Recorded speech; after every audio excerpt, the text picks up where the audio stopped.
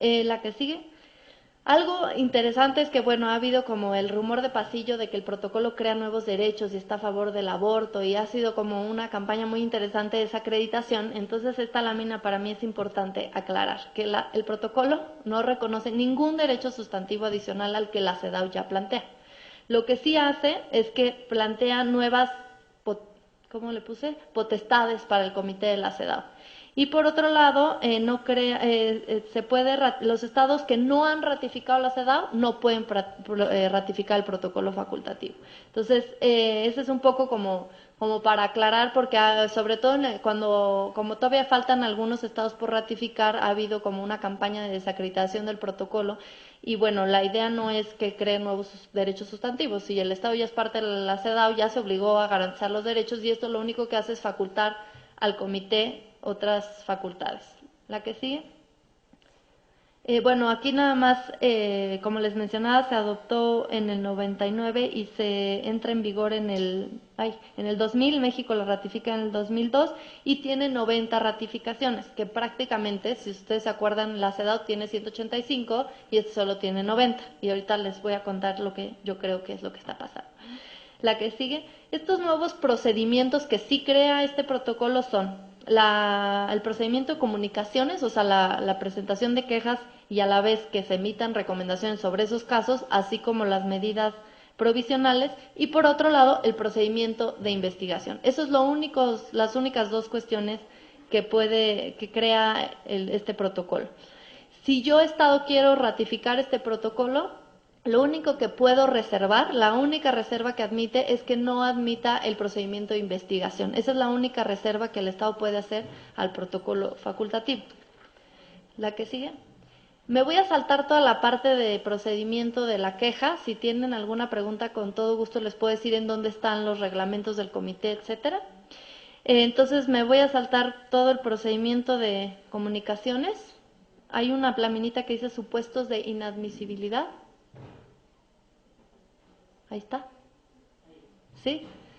Solamente recordarles que todos estos mecanismos de presentar quejas son complementarios, no vienen a sustituir a las cortes y a los sistemas judiciales en el país, ¿no? Entonces, algo que es bien importante tener en cuenta es que yo tengo que haber agotado los recursos internos en el país para poder presentar un caso a este comité de la CEDAW, salvo que no haya un recurso efectivo que vaya a garantizar mi derecho o que ya haya habido un retardo demasiado injustificado que me permite decir, bueno, mi caso fue presentado hace 15 años, no veo resultados, no hay avances y puedo entonces sí saltarme este requisito de admisibilidad.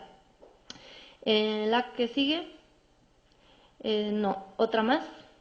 Casos examinados por el comité. Bueno, el comité no tiene muchos casos todavía.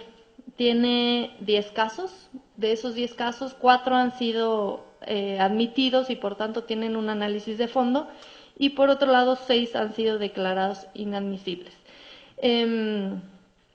Bueno, lo que les decía de por qué hay tan pocas ratificaciones, sí hay un temor por parte de los estados de aceptar el tema de las quejas de mujeres o un grupo de mujeres.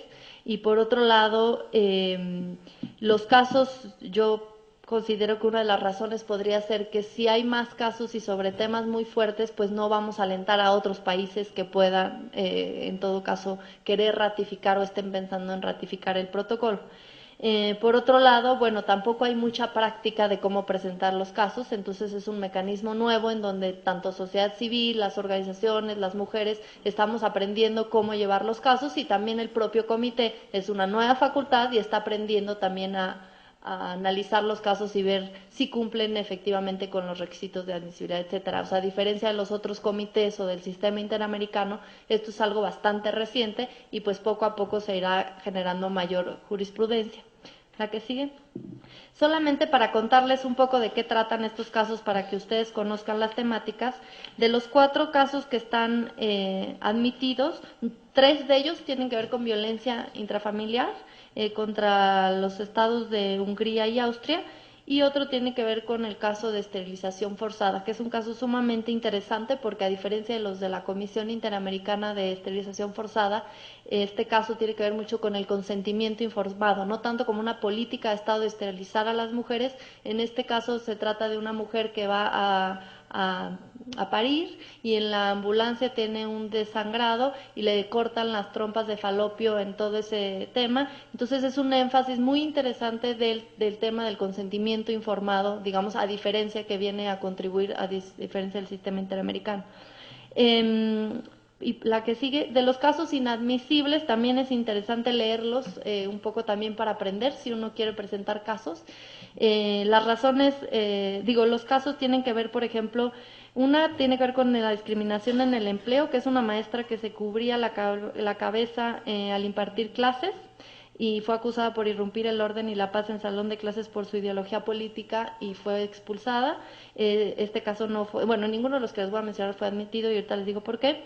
Otra tiene que ver con discriminación en la legislación sobre el divorcio, otra con prestaciones por licencia de maternidad, otra la nacionalidad de sus hijos, otra que es solicitante de asilo que teme por su vida, y este último, ese no se los recomiendo tanto que lo lean, es el de una mujer que no puede heredar un título nobiliario. Ese es el menos atractivo de todos. Y las razones de admisibilidad, de inadmisibilidad la que sigue, de estos casos básicamente tienen que ver con la falta de agotamiento de recursos y porque los hechos fueron producidos antes de la entrada en vigor del protocolo. Y finalmente, la otra función que tiene este comité es el procedimiento de investigación, que como ustedes saben, el único caso que el comité ha analizado es el caso de Ciudad Juárez. Tiene un informe muy interesante que lo pueden conseguir en la página web.